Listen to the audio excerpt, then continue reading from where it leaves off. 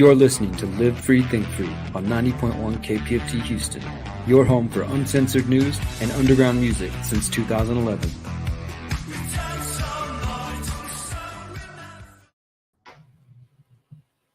All right. Welcome back to Live Free, Think Free. My name is Derrick Bros. I'm here with Micah Jackson. What's going on, Micah? Man, having a good time, living the life, being on FM radio in Houston, Texas, KPFT, making our goals. Got bigger goals this quarter. So if you support us, you're glad we're on KPFT, you're glad we're talking about the news and sharing the music, then go to that kpft.org and donate. But man, I'm doing good. I'm happy about the new station, the new studio we're going to go to. That's very exciting. It's going to give us access. I mean, we've had presidential candidates, judges, platinum level musicians, and the people that we know in Houston, all as guests on this show and beyond. So having a new studio, maybe we'll have some more people come see us, that's exciting to me. And there's just so many good things. I'm just kind of tired physically and been busy as heck. I got my Jeremy Carswell shirt on, and things been going good. I'm busy, and Cool.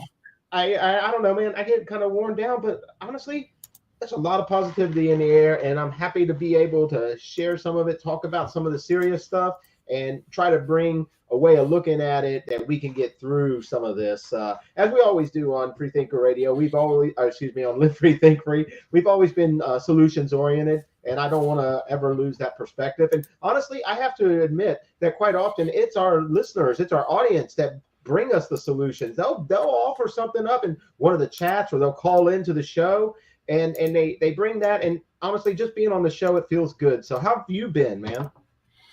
I'm doing good, man.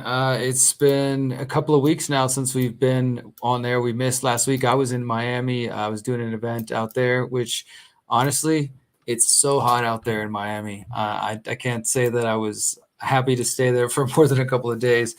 Way too hot for me. Remind me of Houston, and kind of one of the reasons why I don't live in Houston right now. Which is the humidity. But overall, I've been doing good, man, and I'm happy to be back here. If you're new here, Live Free, Think Free, the HoustonFreeThinkers.com is our website. You can find our archives of all of our past shows. We've been doing this since 2011. We broadcast on 90.1 KPFT in Houston and on the Conscious Resistance Network. We're live on Odyssey right now, Rockfin, several other places, and of course broadcast again on 90.1 every Friday afternoon at 5 p.m. But on that note, we do want to let everybody know who might only hear us on KPFT or who do follow us there and who support us through the station. As Micah said, if you want to support Houston's only remaining commercial-free, corporate-free community radio station, KPFT, you can go to kpft.org and make an investment in the station. About to open a new studio, and our show is happy to be a part of that. And so if you want to let them know you like what we do here, let them know, support them.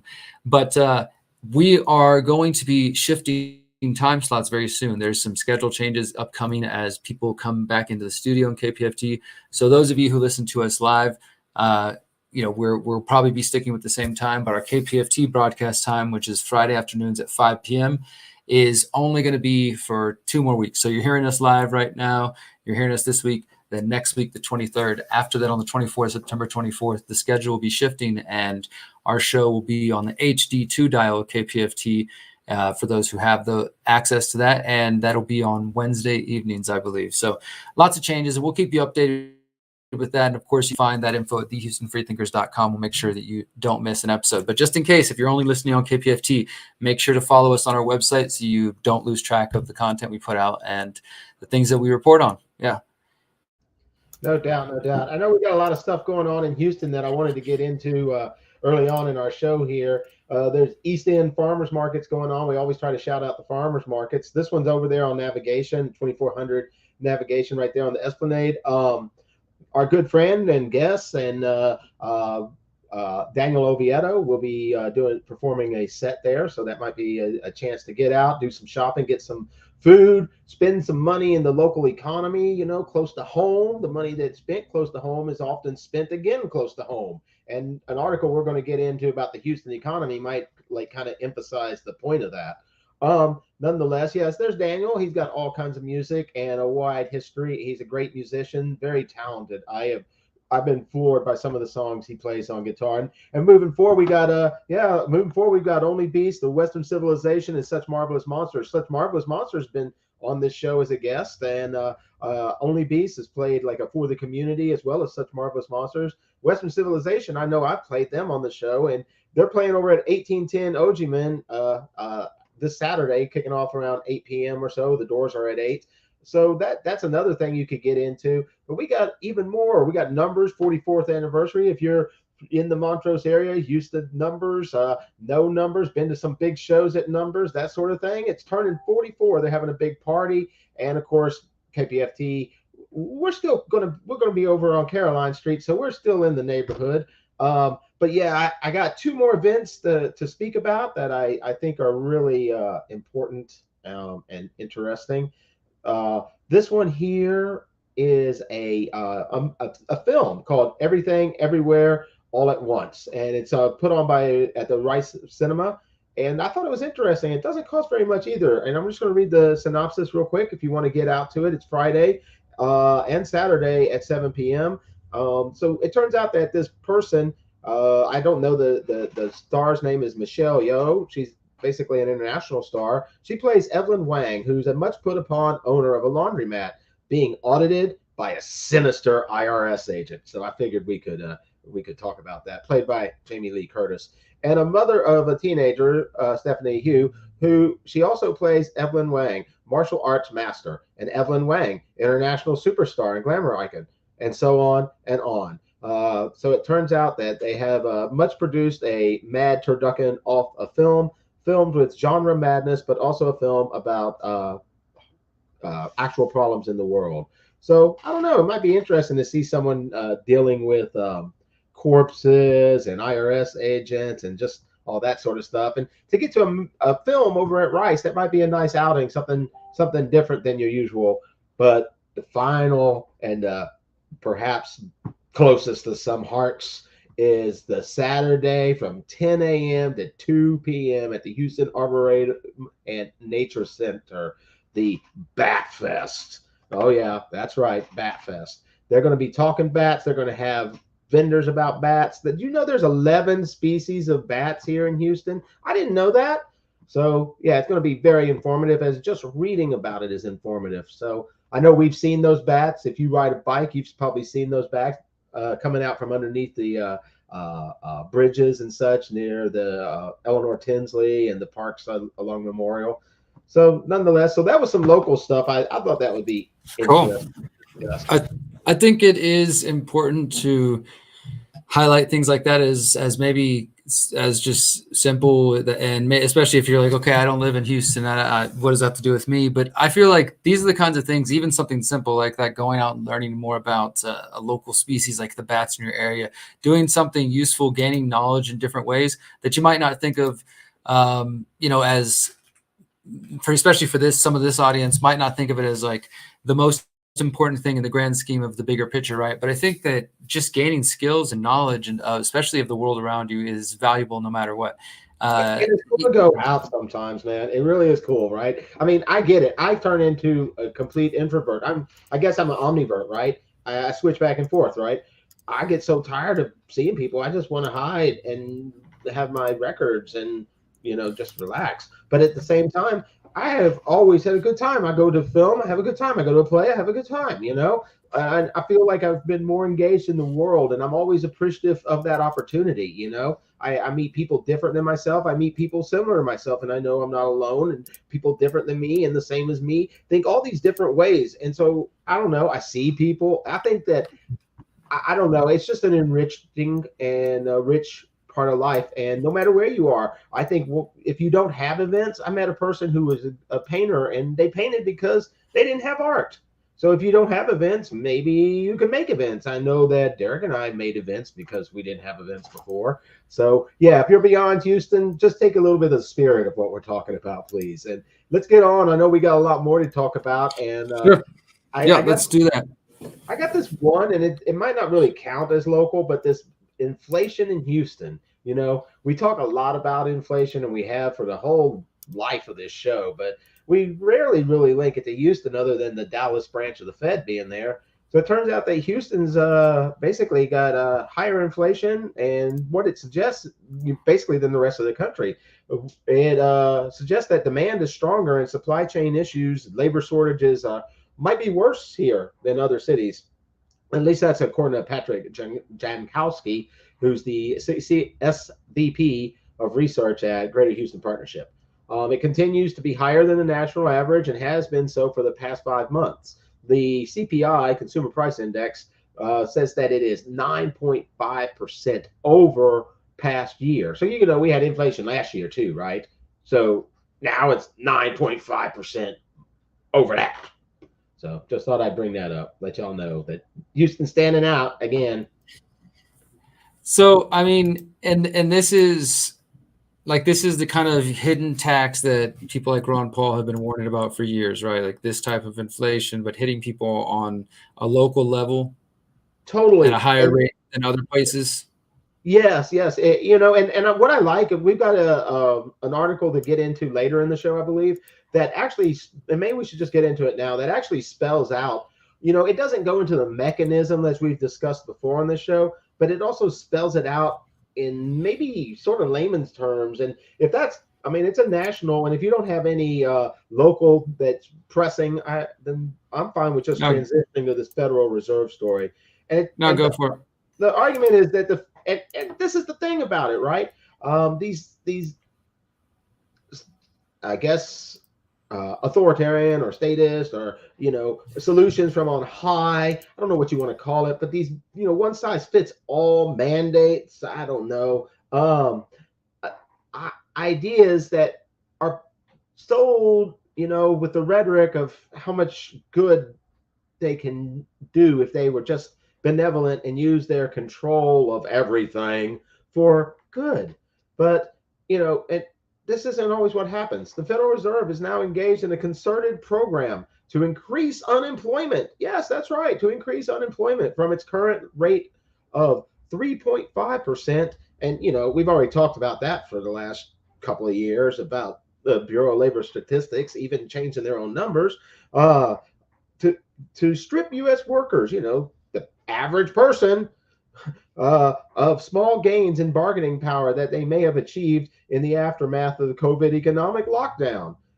Jerome Powell, the boss of the private central bank, acknowledged this clearly, if demurely, in a major speech where he predicted that there would be very likely some softening of labor market conditions resulting from current Fed policy. The Fed is advancing this program in order to bring down higher inflation rate that has emerged in the past year. As the most recent August figures announced, average prices for consumers measured by CPI rose by 8.3% relative to a year ago. That's like average for the rest of the nation. If you're in Houston, it's 9.5, though somewhat lower than the 9.1% peak for June. And nonetheless, this is still higher than at any point in the last 40 years. The Fed is attacking workers' bargaining power because, as of the most recent June figures, average wages rose by 5.1% relative to the previous year. The Fed, along with mainstream economists, assume that businesses will raise their prices to cover these wage increases, so that wage increases automatically drive inflation. But this does not necessarily follow. At least in part, businesses could absorb higher wages either through increasing productivity of their operations or by accepting somewhat lower profits. In fact, businesses have been raising prices faster than wages have gone up, so that profits have kept rising in the post-lockdown recovery. Meanwhile, for average workers, their 5.1% wage increase is 3.2 percentage points below the 8.3 rise in overall prices. Basically, this amounts to a 3.2% pay cut in terms of what you can buy with your wage. And that's your hidden tax right there. So this is like what this article is pointing out is the specific recent action by the Federal Reserve, the U.S. Central Bank, and it's saying that is equating to what they just said there, a 3.2% pay cut in terms of what workers can buy, right? And then that's on top of what this previous article was showing about Houston's inflation rate being higher than the national average. Is that correct? Houston's story there is just kind of like a little snapshot, of the effect of these policies. And there's much more in that story. It talks about inflation in the 70s and the early 80s, where it was 9% and 13.6% in 1980. I mean, that's phenomenal. And we look at some of these, we see an old movie or something, and we wonder how someone bought a tank of gas for 25 cents. But, and we see and we say, oh my God, how did they live on so many few dollars? And we don't understand that their buying power was stronger, that it took, a 3/4 of an ounce of silver was only $1. Now an ounce of silver is pushing 25 on the street, and that's at a really low price.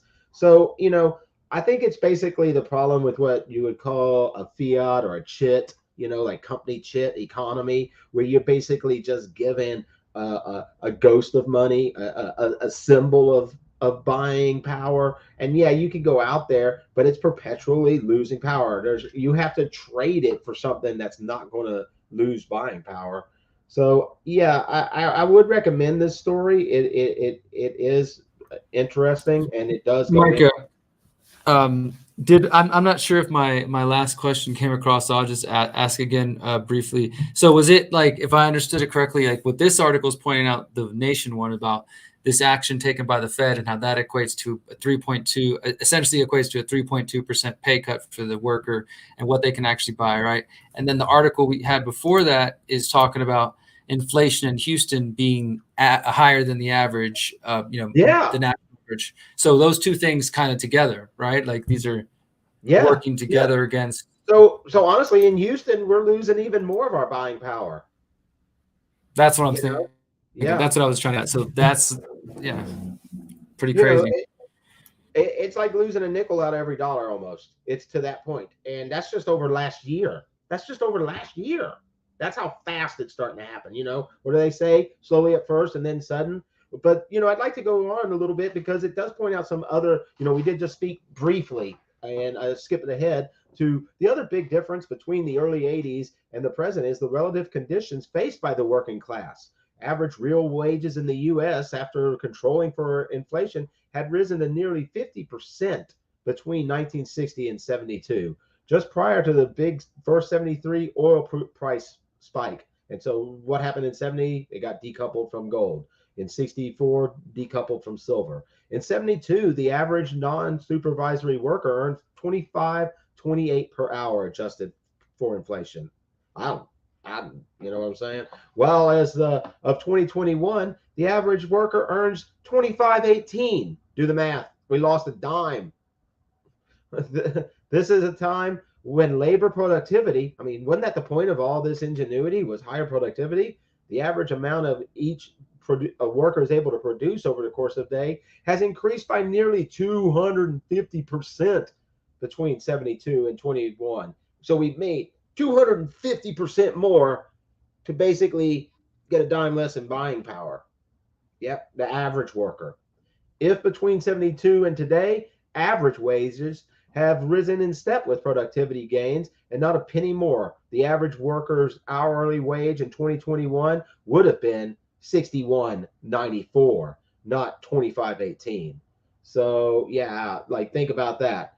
So like if it had been just grown at the same rate. So it's real important. It's real important the inflation rate so you can demand your value if you're trading time or even your product, the product of your time for Federal Reserve notes or trading Federal Reserve notes for something else.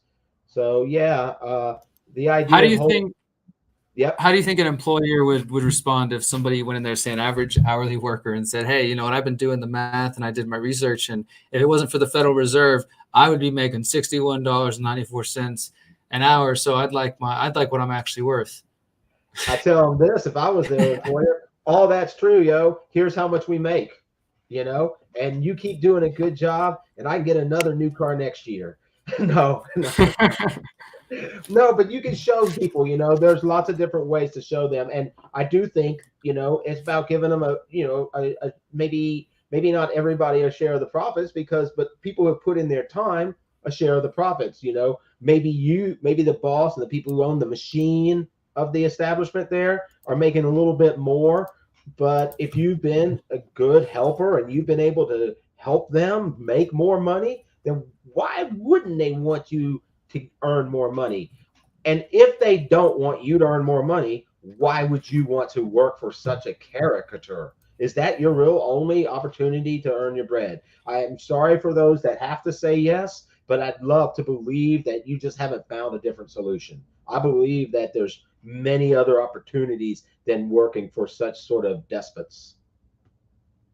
Absolutely. Well, I appreciate you doing those two stories, Micah, not only because it sort of checked off a box of talking about some local Houston news, which is always good when we can do that, but tying into the more perennial issue of inflation, especially in terms of, I was just talking with a friend yesterday just about realizing how much more the trip that I make, that I've made now a dozen times or so over the last 2 years, from Morelia down here in central Mexico to Houston, which is a 2-day trip, and just how in the last 2 years I've seen it become more and more expensive pretty quickly, or just a couple of jumps over the last year, especially that trip because of gas costs on both sides of the border, and other associated costs, just food and things like that, hotels and Airbnbs, all those things sort of rising in prices. And I think that this is something that's affecting plenty of people in different ways. Yeah, I do too. I think people are becoming aware of it. I had a individual that I talked to probably on a weekly basis. Just say a change that they had made was they had become increasingly aware of wasting, like wasting food, of buying more than they needed. And I thought that was, interesting because they didn't mean to actually be speaking about the economic impact, but that's what they were doing. They're like, they started to realize how much money they were throwing away. So, I mean, yeah, if you got to buy extra food that's non-perishable, that makes sense. But, nobody wants to have their food perish. I mean, that's just waste. And I thought it was interesting. So I've seen all kinds of instances of this. There's this oil, and I guess, like you get for your car, motor oil. It used to be 99 cents, $1.09, this one brand forever. I was at Fiesta of all places, and the price was $6. It might have been $5.91 or $6.91. I don't remember. It was so bad I took a picture of it. Then in my feed, someone was talking about how they went to get a whole bunch of building materials and how much that was. And so I just dropped this picture in there, and they were all like, yeah, I couldn't believe it. A quart of oil, not even any of the good brands, was, more than halfway to $10. Yeah, no, I definitely hear people talking about it. I just shared a question for those who are watching the live stream, and wherever you're watching, if you want to go to the HoustonFreethinkers.com, you're always welcome to contact us there and share your stories with us. We want to hear, are you experiencing inflation where you live? We know we have Houston listeners, but we also have listeners from all around the world. So we'd love to hear your stories. You're listening to Live Free, Think Free. We've got about another 30, 40 minutes with you tonight. We're going to play some music in just a couple of moments. I have one story I'll hit maybe before we do this music break, Micah. It's kind of a pet peeve story of mine, not like a major news story, but something that I notice. And there's two stories connected, but I'll get into one of them after the music break. But this first one is something I noticed yesterday, this past week, actually, just in the last couple of days. There's been two stories popping out from NBC News, which is, of course, major mainstream news. And what I'm showing on the screen is the Twitter account of Brandy Zadrozny, who is a senior reporter at NBC News and Harvard Shorenstein Center fellow, former librarian, got $131,000 on Twitter. She published this article a couple days ago. Let me see where it's at. We'll go down here. Okay, so this article, this is the one I want to mainly cover just for a couple minutes here. It's called "Satanic Panic is Making a Comeback, Fueled by QAnon Believers and GOP Politicians." I saw that. You see this one? You know what I saw? About a mayor in Utah and all kinds of stuff. So, yeah. So, yeah, this is the thing is, for those who've been tuning into our show over the summer, I've been following the story in Utah the sheriff's investigation into what they called ritualized child sexual abuse, and County Attorney David Levitt.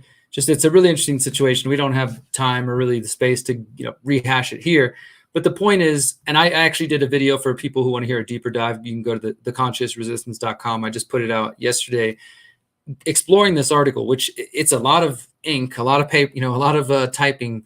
There's I'd say a few thousand words here, so it's not just a short little article. She put some time into this, but it's totally misrepresenting the story. What I don't like about this, and I'll show you the main story I want to talk about, but this came out, NBC doing this, sort of downplaying the investigation that's going on in Utah, an investigation against County Attorney David Levitt, who is under suspicion of potentially human trafficking charges, or at the very least improper adoption cases for adopting a Native American girl a few years ago. We found that out through local reporting in Utah. This NBC News article doesn't mention any of that. It just makes it sound like County Attorney David Levitt is the victim of satanic panic revival accusations, and they make it sound like it came from some video on the internet, which is not really related to this case at all. She waits till 11 paragraphs down to say, oh, by the way, this is based on a sheriff's investigation where they've received 130 tips from people and this and that. And then, the rest of the article tries to talk about QAnon and paint it together. So I did a deep dive on why I think that's, a form of propaganda. But she also shared this article. Michigan man who killed wife went down a rabbit hole of conspiracy theories after Trump's 2020 lost, daughter says. And so, again, I think that this, in my mind, is another example of, at the least, obfuscation and sort of talking about one thing and sort of trying to get people to feel a certain way. Conspiracy theory, Trump's 2020 loss, rabbit hole, and this man has killed his wife like he's a murderer. They talk about QAnon. And so there's a lot of things going on here. But NBC put out both these articles just in the last couple of days. And I think, this seems to be you could see the trend popping up from the White House, the Biden administration, saying that they're going to go after MAGA extremism, which, who knows how they define that. And the White House press secretary saying that if your beliefs are not in line with the majority of Americans, then that's extreme. Different things like that I really think we should consider. But what I just want to say about this article briefly, and then Micah, I'd like to get your thoughts on this overall topic. Very, very cult-like. Oh yeah, exactly. Like if you're not with us, well, where have we heard that? If you're not with us, you're with the terrorist. Oh, you are the terrorist. Now it is. But so in this article, Michigan man kills his wife, and his daughter says he went down a rabbit hole of conspiracy theories. So a couple of things are going on here. Essentially, this man, Igor Lannis, 53 years old, gunned down his wife on their driveway at the house just a couple days ago. Nobody knows yet exactly what happened. One of his daughters was there. She was also shot by him. And the wife was killed. The daughter is alive. There was another daughter who wasn't there at the scene, who has now come out and said, well, yeah, my dad, he got sucked into the conspiracy theories about the deep state stealing the election and staged mass shootings and vaccines and 5G harming people and just different things like this. So they spend the first few parts of the article really going into that. And then they describe the scene of the murder and all this. And then they talk about how Trump's, after Trump lost the election, that was like a turning point. He got started listening to One America News and, that was it from there. But then again, way down here, buried in the article, no motive yet, sheriff's investigators say. The Oakland County Sheriff's Department has declined this week to speculate on what might have prompted this man to shoot his wife. We are examining his phone and other electronic devices to determine a possible motive. We will update as necessary. So the rest of the article before this is trying to make people think that or at least insinuate that him being a QAnon, if that's even true, Trump conspiracy theorist, et cetera, has something to do with the fact that he murdered his wife. But 10, 12 paragraphs down there's no clear motive. So it's not like we don't have evidence. Maybe it'll come out that this man and his wife were arguing about QAnon or something and he flipped out. I don't know. It could be anything, right? It's just, but I think this is so irresponsible, Micah, and especially with this kind of talk coming from the Biden administration, to see the corporate media pushing this. Obviously not a surprise, but what do you think about that? Am I seeing something that's not there, or do you hearing what I'm saying? I think you're seeing the same method that's been used before. This is that old Glenn Beck method. Talk about some really strange stuff and then slide a particular face in, so it's by association, do this repetitively in different ways across different networks. And it's what did Socrates say he had to deal with? All the people that had been saying stuff about him for years. But after a while, people just, I don't know, I guess they believe these things. And I personally, I'm not a QAnon or a Trump supporter, but I do think that sometimes it's pretty obvious that they're trying to associate all these things to, it's almost like a, look, if you pay attention to this, next thing you know, you're going to be shooting your wife. I mean, I really just don't know. That's what I'm saying. Like, what is the point of like bringing up his political beliefs? Like, imagine if this article was just like as the facts are. If it was reported just the facts, Michigan man kills his wife, motive unknown at the moment, right? Oh, by the way, he happens to be a Republican. Like, but instead, it's like that's the sort of center point, as if that is related to what happened. And at the moment, we don't know that it has anything to do with it. Well, maybe one day we'll be a one-party state. And, and maybe they'll control the presidency and the Senate and the House. And will they still blame everyone else? I don't know. Probably be, you'll be the one out of step, and it'll say, they'll have an article about you. He was out of step. He was out of step. Yeah. He's an extremist. He's an extremist. Don't be an extremist. Stay here. We'll be right back in just a moment. You don't want to be called an extremist. Stay here. You're listening to Live Free, Think Free. We'll be right back with some more stories. We're going to play Woke Up from High Res. We'll be right back.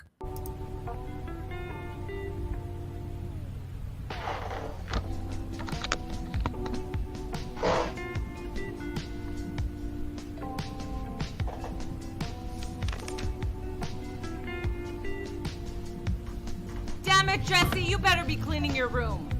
Do not make me come up there.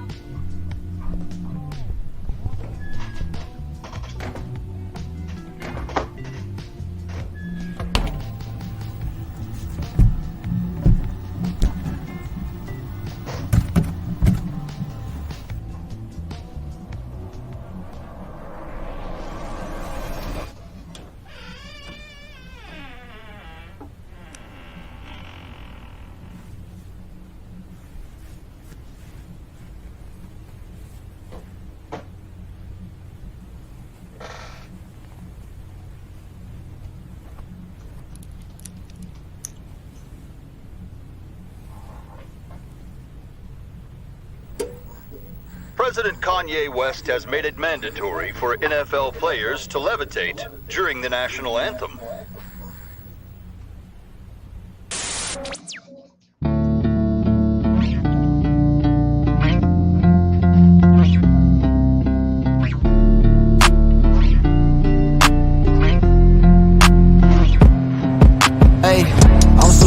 All the fakes and the lames with no brains, swear these people are the same, it's insane, yeah.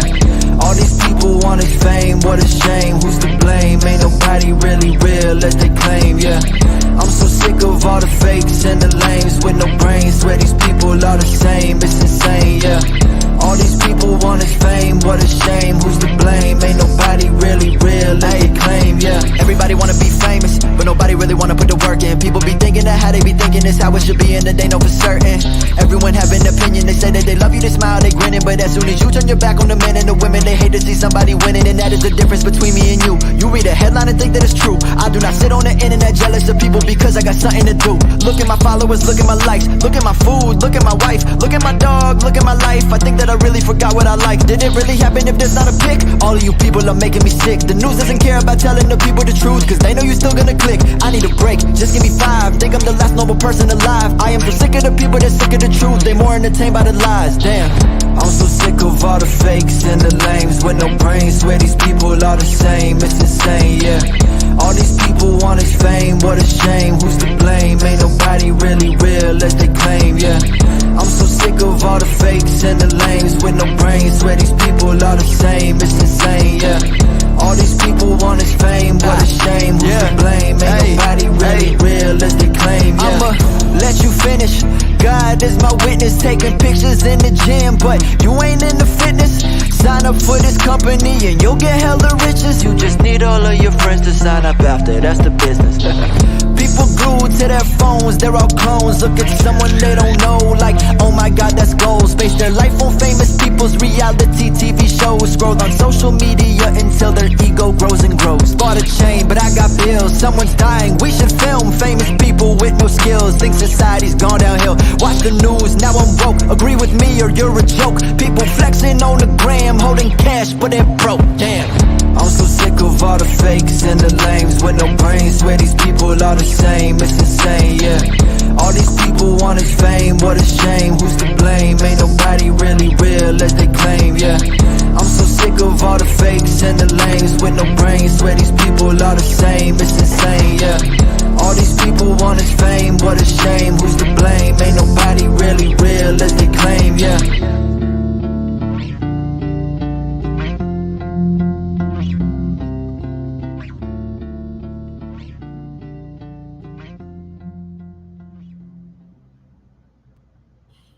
All That was right. great.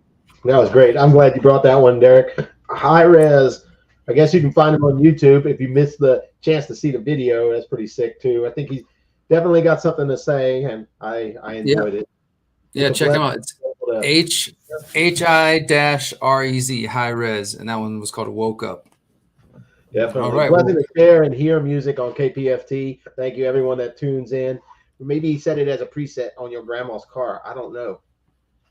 Yeah, exactly. If you want to, again, support us, you can go to kpft.org. You can go check out the donate page. Let them know you're donating in the name of Live Free, Think Free with Micah, Derrick, and Johnny. Johnny's not here this week, but he'll be back soon. We know it, especially because the studio is about to open. And Micah and Johnny, I'm jealous. They're still in Houston. They're going to be there in person once things open up. I'll be able to be there too once I come back for the month of November. I'm excited about that.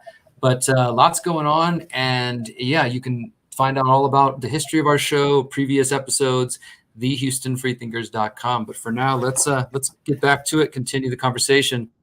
Micah, those last two stories I just showed, one was dealing with the claims of satanic panic, and my complaint is kind of dismissing some legitimate stories going on. And the second one sort of trying to muddy the waters between people's political beliefs and I guess tying them to murder and kind of insinuating maybe people who have similar beliefs might be dangerous folks as well, while we're also being told Biden administration increasingly every day this talk of conspiracy theories being very dangerous. Well, I have this one I want to get to here. I know we got quite a few to get to. This one I saw, it was sent to me by a friend actually, called Bad Thinkers. And so I don't know anything about the author of this. I just, it was an interesting read, and it's a pretty good read. Well, let's see the bottom. It's written by Qasim Qassam, professor of philosophy at the University of Warwick in Coventry. Latest books are Berkeley's Puzzle, What Does Experience Teach Us? But this article itself is called Bad Thinkers. Interesting title. Some people believe conspiracy theories. It's not just who or what they know. It's a matter of intellectual character. So, right off the bat, the idea is that if you believe in what are labeled or deemed conspiracy theories, you are a bad thinker. So I'll just read from a paragraph or two here, and then we can share whatever comes to mind. Meet Oliver. Like many of his friends, Oliver thinks he is an expert on 9/11. He spends much of his spare time looking at conspiracist websites, and his research has convinced him that the terrorist attacks on New York and Washington, D.C. of September 11th were an inside job. The aircraft impacts and resulting fires couldn't have caused the Twin Towers of the World Trade Center to collapse. The only viable explanation, he maintains, is that government agents planted explosives in advance. He realizes, of course, that the government blames Al-Qaeda for 9/11, but his predictable response is pure Mandy Rice Davies. I don't get the reference, but maybe some of you do. They would say that, wouldn't they? And then goes on here to say, polling evidence suggests that Oliver's views about 9/11 are by no means unusual. Indeed, peculiar theories about all manner of things are now widespread. This includes conspiracy theories about the spread of AIDS, the 1969 moon landings, UFOs, the assassination of JFK. I think it's interesting they kind of lump all those things together. And I personally think there's a reason some of these topics, get lumped in like that. There was probably people who would think some of those topics don't belong together. For example, people who have studied the JFK assassination, just as one example they mentioned, who probably wouldn't even maybe take the topic of UFOs seriously, or the moon landing or whatever, right? But in the minds of, I think from the outside perspective, I guess, all these topics are just one big pile of mush. Sometimes conspiracy theories turn out to be right. Watergate really was a conspiracy, but mostly they are bunkum, they say. They are, in fact, vivid illustrations of a striking truth about human beings. However intelligent and knowledgeable we might be in other ways, many of us still believe the strangest things. You can find people who believe they were abducted by aliens, that the Holocaust never happened, and that cancer can be cured by positive thinking. A 2009 Harris poll found that between 1/5 and 1/4 of Americans believe in reincarnation, astrology, and the existence of witches. You name it, and there's probably somebody who believes it out there. And it goes on to kind of be increasingly, I think, sort of just a derogatory tone a little bit is the way I was maybe reading it or hearing it. But yeah, you get the kind of idea that's going for Micah, that it's just there's a flawed intellectual. You can be intelligent in one way, but you're well, what's his explanation of it? like Doesn't he have an explanation? What kind of philosopher is this? He has to have an explanation why it's this way. What's he give us in one of these later paragraphs? Does he tell us anything about why people? Let's just say that there were some really wackadoo ideas mixed in there instead of just ones that people might believe. Well, here's his kind of thesis. Sorry, I should have read you the next two lines because it kind of explains it. But here he says, he's like, I want to argue for something which is controversial, although I believe that it is also intuitive and commonsensical. My claim is this: Oliver believes what he does because that is the kind of thinker he is, or to put it more bluntly, because there is something wrong with how he thinks. The problem with conspiracy theorists is not, and then he quotes Cass Sunstein, who people might remember worked for Obama's administration, and he also wrote the paper Cognitive Infiltration, where he discussed how back in the Obama administration that they needed to infiltrate conspiracy theorist groups and divide them and disrupt them. So that's the guy he's looking for. But he says that the problem with conspiracy theories is that they have little relevant information. The key to what they end up believing is how people interpret and respond to the vast quantities of relevant information at their disposal. I want to suggest that this is fundamentally a question of the way they are. Oliver isn't mad. Nevertheless, his beliefs about 9/11 are the result of the peculiarities of his intellectual constitution. In a word, his intellectual character. So he goes further into some like philosophy. He's like, the problem with trying to rationalize explanations, it only takes you so far. So he's trying to understand the mind, but overall, he's just basically saying it's a problem, an error in thinking. Yeah, I don't see much of him going to the subject himself. He draws a conclusion and he sticks to it from sentence one. So yeah, it's interesting. It's kind of like you said. You got to wonder. Maybe more people need to write. Maybe that's what's happening. Maybe so many bad articles are out there because good people aren't writing. I don't know. Yeah, we need better writers out there. And I'll link these, of course, all the articles that we're going over tonight. Everybody will be posted at the HoustonFreethinkers.com after tonight's episode. But I know you got a couple more, Micah, that I think open the door to some really interesting conversation, especially this first one, which I don't really know what the heck it means in the bigger term of things, but it's really odd to say the least. It's this thing about secure room, CIA, something going on. Yeah, honestly, it doesn't tell us anything. But I thought, whoa. I mean, I'm not going to BS. It doesn't really tell us too much. But yeah, let's get into it. It seemed like a fun one to bring up. And if it was something and something happens in the next couple of weeks, it might be good to know, right? It turns out that top lawmakers were seen going into a sensitive compartmented information facility. I didn't even know they had these things, but I guess it makes sense, right? An SCIF with CIA Director William Burns at the Capitol Tuesday. So Pelosi and McCarthy and the House Intelligence Committee Chairman Schiff, they were all part of the group. And this was all according to the Punch Bowl News. Two meetings were taking place. And this is the part that made me go, all right, I'm going to bring it to the show. Because before I was like, okay, so that sounds normal. They're always doing some secret weird stuff up there in the Pinnacle or Pentagon or Capitol or whatever it is. Two meetings were taking place Tuesday as a fire alarm went off. Interesting, right? Prompting a brief Capitol Visitor Center evacuation and U.S. Capitol Police investigation and distraction, one might think. They were an Intelligence Committee meeting and a Gang of Eight, quote, meeting with Burns. And that's per an Axios reporter. So, other people are talking about this. The Gang of Eight is a bipartisan, bicameral group of lawmakers who receive briefings on intelligence matters. So there's 8 people out of all of us. What is it, 400 million? These 8, this gang, This group includes top members of each party, the intelligence panel in both the Senate and the House. Pelosi and McCarthy, as leaders of the House, and the Senate Majority Leader and the Minority Leader are also part of it. And so, what was discussed? Who knows? Maybe they just went in there and Yeah, this one's it's weird, and I think it's interesting because I saw that this is the whole thing, like you said, is coming from these tweets. So somebody just, I guess, happened to catch this happen and report about it. And at the moment, there's really nothing to say. We don't know, but it could be something bigger going on, or maybe it could just be I've heard of this thing, that term SCIF. I've heard of that's a sensitive compartmented information facility. Who knows how many of those there are, but I guess they have them at the Capitol and they're using them for some sort of secret meetings. No doubt, no doubt. But what might be even more interesting coming out of the Senate and the whole Washington area is a judge has basically decided that they don't have to release a full torture report. And a lot of people might not be surprised about this, but turns out the U.S. Senate does not have to release its full report dealing with the Central Intelligence Agency's interrogation and detention program following the September 11, 2001 attacks. I mean, goodness gracious, 21 years ago. A federal judge ruled on Thursday. Journalist Sean Musgrave sought the 6,700-page document citing common law right of access to public records. The legal argument is conceptually similar to the Freedom of Information Act.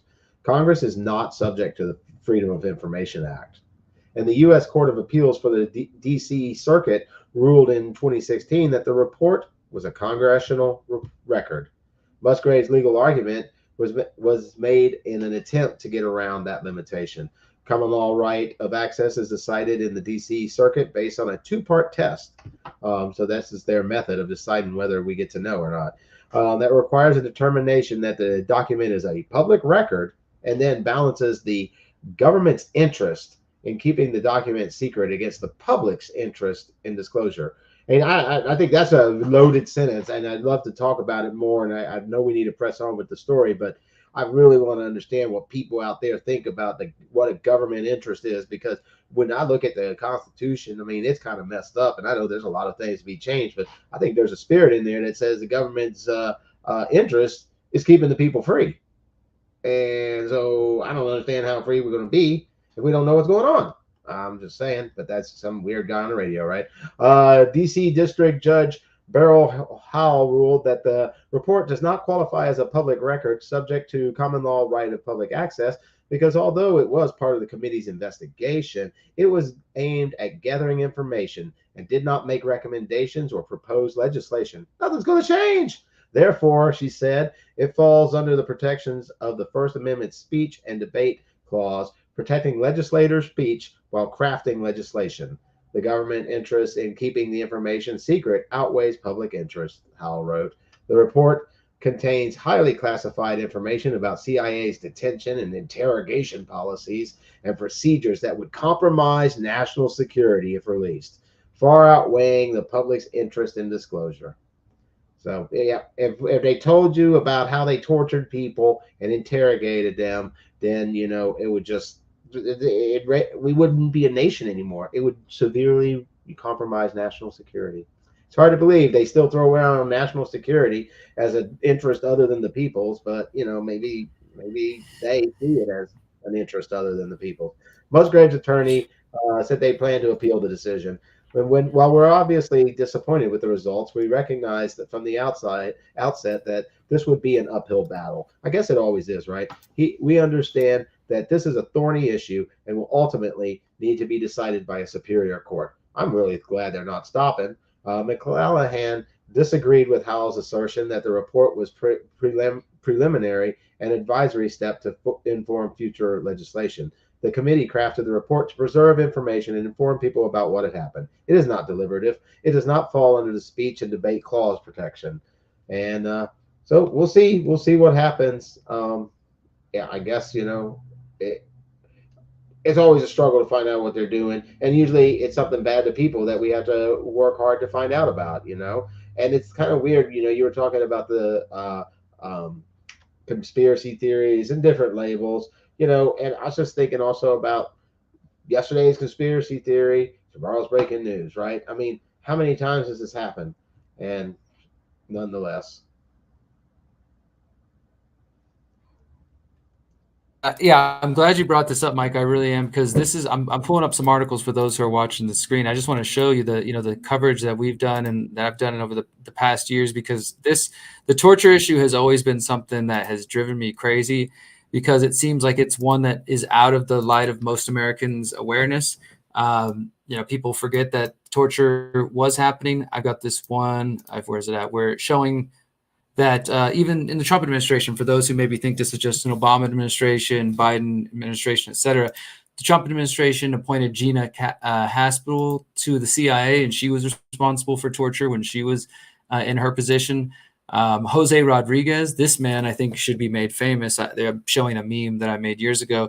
Former director of CIA's Counterterrorism Center, helped approve torture and destroyed evidence. This is one of the people that are out there that, him and another psychologist, they developed the psychological basis that gave the BS, oh, this works for people. If you torture them this way, it shows that it gets evidence, and there's no scientific basis to it. But they came up with gave them basically the backing to do it. Jose Rodriguez, former director of CIA Counterterrorism Center, in 2005, he ordered the destruction of 92 tapes, which were showing CIA's brutal torture methods. So those have never been seen public. He ordered the destruction, and he said, when he asked why he did this, he said because it would make the CIA look bad. And this meme is from 2017. As of 2017, he has not been charged. He was never charged.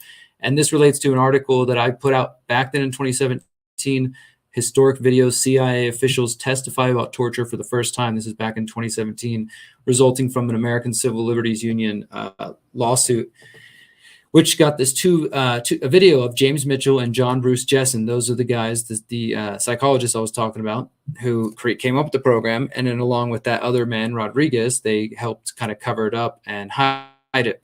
And so this has been going on for quite some time. And this is one more. I got this one pulled up here. I did this interview, Mike. I don't know if you remember this or if you may have seen it, but back years ago, when was this? This had to be this was for the Houston Freethinkers in 2014. Wow, almost a decade ago.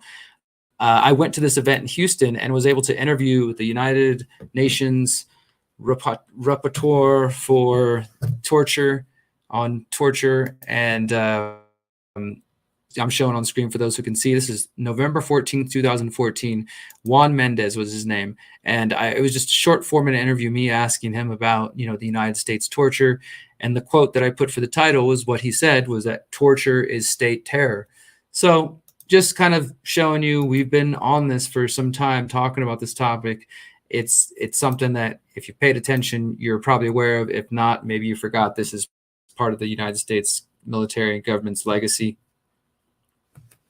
I just think that if you're media that you pay attention to, or most of the media that's out there is talking about QAnon and Trump still, while these sort of things are going on, maybe you should demand more from, reporters. Maybe we should wonder why. I thought the whole Trump thing was solved, but no, it's like we had to hear about how bad he was or how good he was forever, and now we're still having to hear about him, and things like this are going on. I don't know. I guess it's like, oh yeah, no wonder they'll say anything about conspiracy theorists, because if you talk about anything outside the way the mainstream sees it, you may end up being, having bad thinking. Or even like who was it?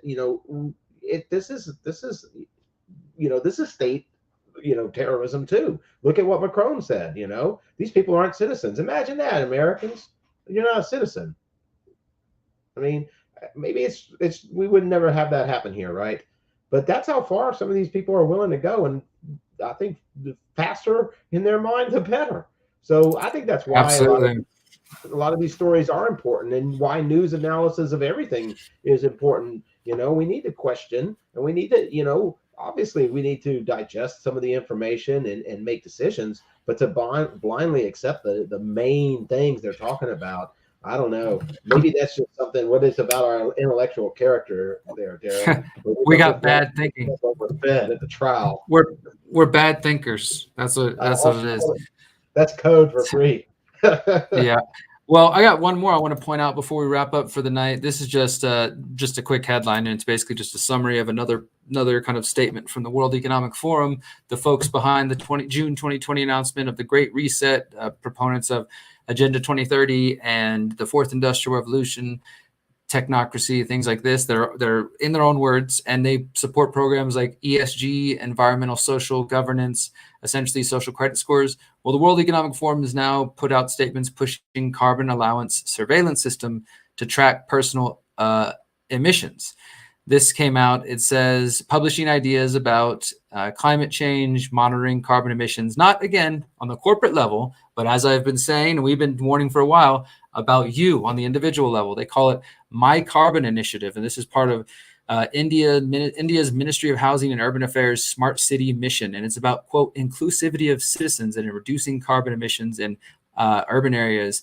It's My Carbon, a personal allowance program, and you can see on screen, for those who are watching the screen, what the little app looks like on your smartphone, monitoring your emissions. Micah, check out your daily footprint of carbon you've used and what you can do. Want to challenge yourself? Reduce your working hours. Eat vegetarian. You see how they got a couple suggestions at the bottom of that that app there. So interesting, because these are the same people, remember, early on in COVID-19 that were some of the first people to promote the ideas of immunity passports, vaccine passports, as a way that they could get back to normal. So I don't know, maybe worth paying attention to.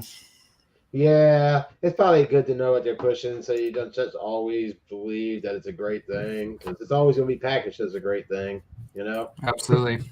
Yep. Well, guys, you can find us at thehoustonfreethinkers.com. You can find the previous episodes, including tonight. Like I said, you'll have all the articles there posted. Click our About page if you want to learn more about us. Contact us through the contact page. And we look forward to broadcasting to you. And again, to our KPFT friends and family over there, we are broadcasting this week and next Friday, September 23rd. And after that, our time will be changing, but we hope you will stay with us. So until next time, Micah, what do you want to go out with? Good music. I want to go out with good music. I didn't know I had choices. All right. Good music. All right, here it is.